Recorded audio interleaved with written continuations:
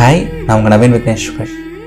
நம்ம எல்லாருமே லைஃப்பில் ஏதோ ஒரு பெரிய கனவை நோக்கி ஓடிட்டுருப்போம், ஏதோ ஒரு பெரிய விஷயத்தை நோக்கி ஓடிட்டுருப்போம். கரெக்டுங்களா? அந்த வேலை கிடைக்கணும், எனக்கு அந்த ட்ரீம் ஜாப் கிடைக்கணும், நான் பல லட்சங்கள் சம்பாதிக்கணும், எனக்கு பிடிச்சவங்களை கல்யாணம் பண்ணணும், அப்படி இப்படின்னு சொல்லிட்டு ஒவ்வொரு மனுஷனுக்கும் நிறையா கனவு இருக்கும்.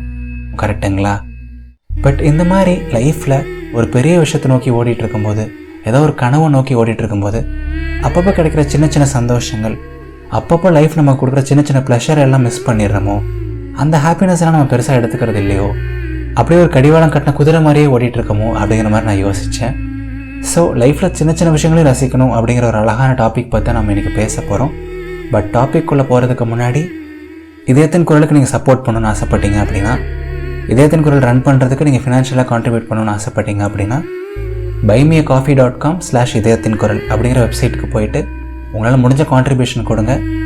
நானும் உங்களை இதே மாதிரி சிரிக்க வச்சுட்டே இருப்பேன். சரிங்களா? Now back to topic. நான் அடுத்து ஒரு 5-6 அழகான விஷயங்கள் சொல்கிறேன். உங்களோட ஓன் லைஃப்பில் நான் சொல்கிற விஷயங்களெல்லாம் நீங்கள் கடைசியாக எப்போ பண்ணீங்கன்னு சொல்லிட்டு யோசிச்சு பாருங்கள். ஹானஸ்ட்டாக யோசிச்சு பார்க்கணும். சரிங்களா?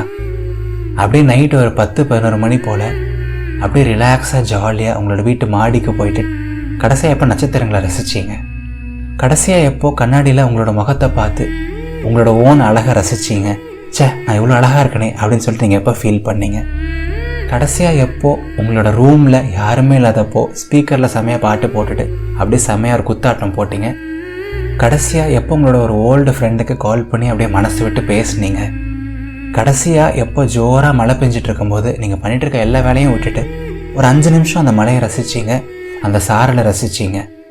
யோசிச்சு பாருங்களேன், இதெல்லாம் நீங்கள் கடைசியாக எப்போ பண்ணீங்க? நான் ரீசெண்டாக தான் பண்ணேன் நவீன், இதெல்லாமே நான் அடிக்கடி பண்ணுவேன் அப்படின்னா செம நீங்கள் உங்கள் லைஃப்பை செமையாக வாழ்ந்துட்டுருக்கீங்க. பட் இல்லை நவீன், இதெல்லாம் நான் கடைசியாக பண்ணுறதே கிடையாது, ஒரு மாதிரி லைஃப் ரொம்ப டல்லாக போயிட்டுருக்கு, ஒரு மாதிரி ரொம்ப மோனோட்டோனஸாக போயிட்டுருக்கு அப்படின்னா நீங்களும் ஃபீல் பண்ணுறதுக்கு எதுவும் கிடையாது. பட் நான் சொல்கிற அடுத்த ஒரு சில பாயிண்ட்ஸை மட்டும் காது கொடுத்து கேளுங்க. சரிங்களா? இந்த மாதிரி ஒரு பெரிய கனவை நோக்கி ஓடுறது, ஏதோ ஒரு விஷயத்தை பெருசாக நினச்சிட்டு அதுக்காக உழைக்கிறது, அதெல்லாமே குட் தான், அதெல்லாமே செம தான்.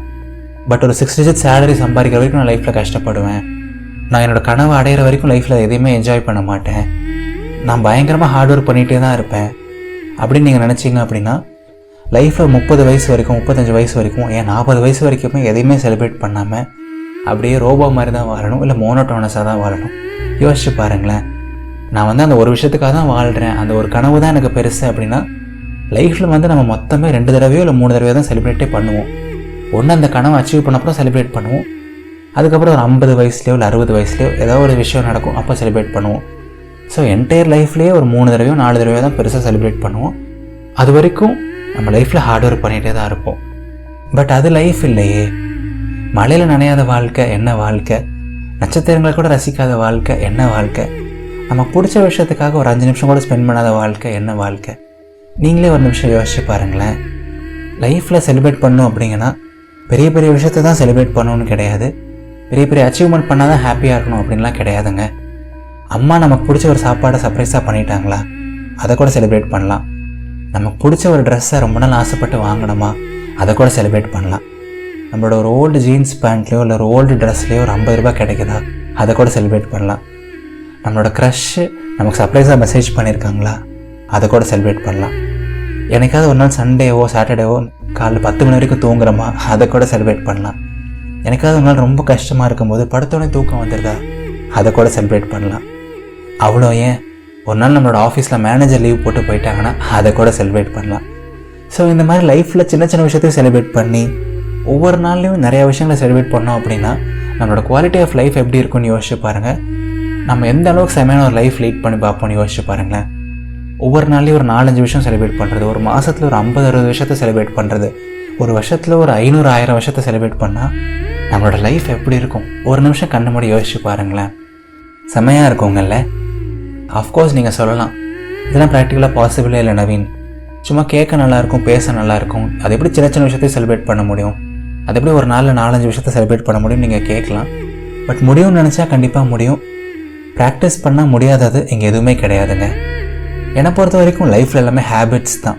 ஒரு விஷயத்தை நினச்சி ஓவராக யோசிக்கிறது ஹேபிட் தான், ரொம்ப வரி பண்ணுறது ஹேபிட் தான், எல்லாத்தையும் சீரியஸாக எடுத்துக்கிறது ஹேபிட் தான், சின்ன சின்ன விஷயத்தை செலிப்ரேட் பண்ணாமல் இருக்கிறது கூட ஹேபிட் தான். நீங்கள் இனியிலேருந்து ஒரு நாளைக்கு 4-5 விஷயத்தை செலிப்ரேட் பண்ண வேண்டாம். பட் அடுத்த ஒரு மாதத்துக்கு ஒவ்வொரு நாளும் ஏதாவது ஒரு விஷயத்தை செலிப்ரேட் பண்ணி பாருங்களேன். ஏதாவது சின்ன விஷயமா இருக்கலாம், ஏதாவது சப்ப விஷயமா இருக்கலாம், பட் அதை கூட செலிப்ரேட் பண்ணி பாருங்களேன். அடுத்த 2வது மாதம் ஒவ்வொரு நாளும் 2 விஷயத்தை செலிப்ரேட் பண்ணி பாருங்களேன். 3வது மாதம் 3 விஷயம், 4வது மாதம் 4 விஷயம். அந்த மாதிரி ஒரு 6 மாதம் 1 வருஷம் போச்சு அப்படிங்கன்னா உங்களுக்கும் இந்த சின்ன சின்ன விஷயத்தை செலிப்ரேட் பண்ணுற ஹேபிட் வரும்.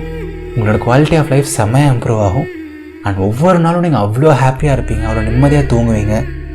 அண்ட் அஃப்கோர்ஸ் சரௌண்ட் பண்ணி ஸ்ட்ரெஸ் இருக்கலாம், ப்ரெஷர் இருக்கலாம், ஏகப்பட்ட இன்செக்யூரிட்டிஸ், பயங்கள் எல்லாமே இருக்கலாம்.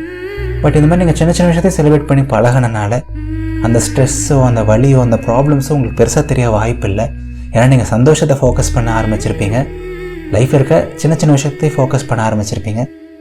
ஸோ உங்கள் லைஃப்பில் இதை அப்ளை பண்ணி பாருங்கள். கண்டிப்பாக அதை ஒரு 10% உங்களோட லைஃப்பை இம்ப்ரூவ் பண்ணால் கூட அதுவே பெரிய விஷயம் தானே. யோசிச்சு பாருங்களேன். ஸோ இனிமேல் எதை நினச்சும் ஓவராக யோசிக்காதீங்க, எந்த ப்ராப்ளமையும் போட்டு ரொம்ப க்ளோஸ் டு த ஹார்ட்டாக எடுத்துக்காதீங்க.